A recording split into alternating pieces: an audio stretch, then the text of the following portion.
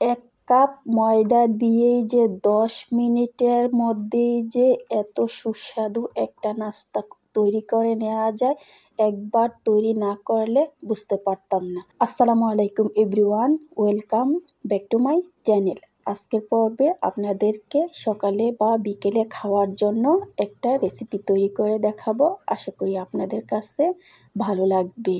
এই নাস্তাটা ছোট বড় সবাই কিন্তু পছন্দ করে।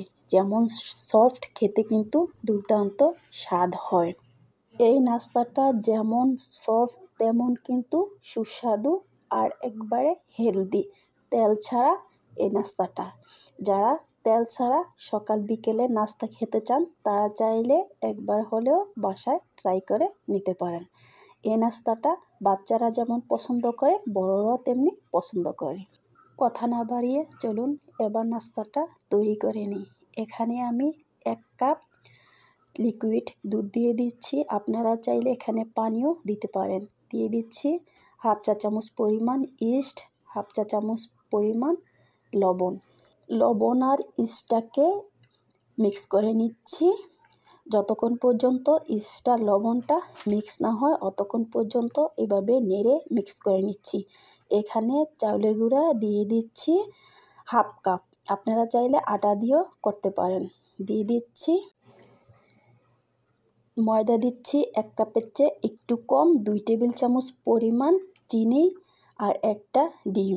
ডিমটা দিলে পিঠার স্বাদটা বেড়ে যায় আর পিঠাটাও একটু ক্রিস্পি হয়, এর জন্য একটা ডিম দিয়ে দিচ্ছি।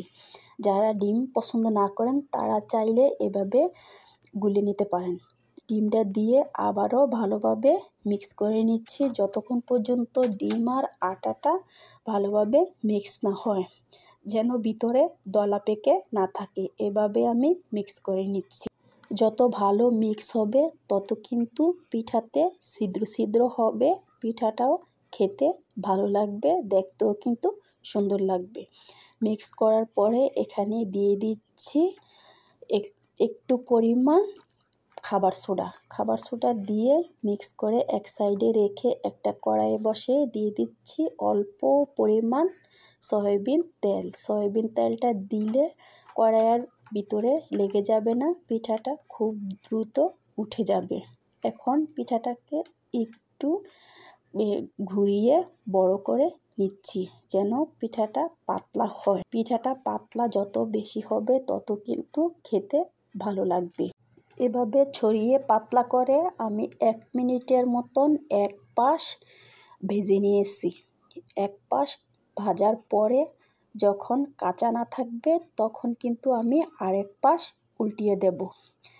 আরেক পাশ উল্টিয়ে দিয়ে আবারও 30 সেকেন্ডের মতন ভেজে নেব। তারপরে আমি এই পিঠাটাকে উঠিয়ে নেব।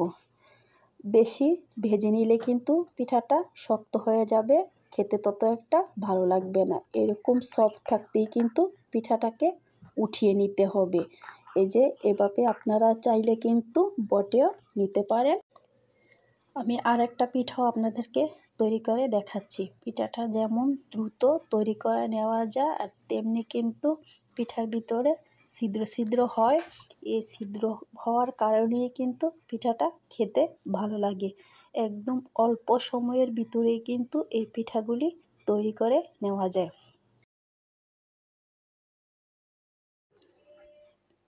1 কাপ আটা দিয়ে আমি অনেকগুলি নাস্তা তৈরি করে নিয়েছি। এভাবে কিন্তু হুটহাট খিদে পেলে আমরা এভাবে ঝটপট নাস্তা তৈরি করে নিতে পারি।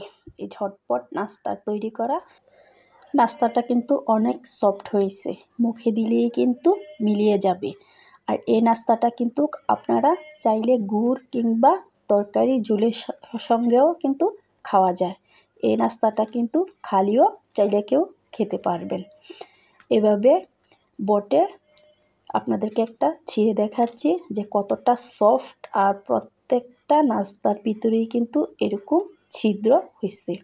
যত বেশি গোলাটা ফেটানো হবে তত কিন্তু সফট হবে আর এরকম ছিদ্র ছিদ্র হবে। এই নাস্তাটা যে এত সফট একবার বাসায় তৈরি না করলে বুঝতেই পারবেন না।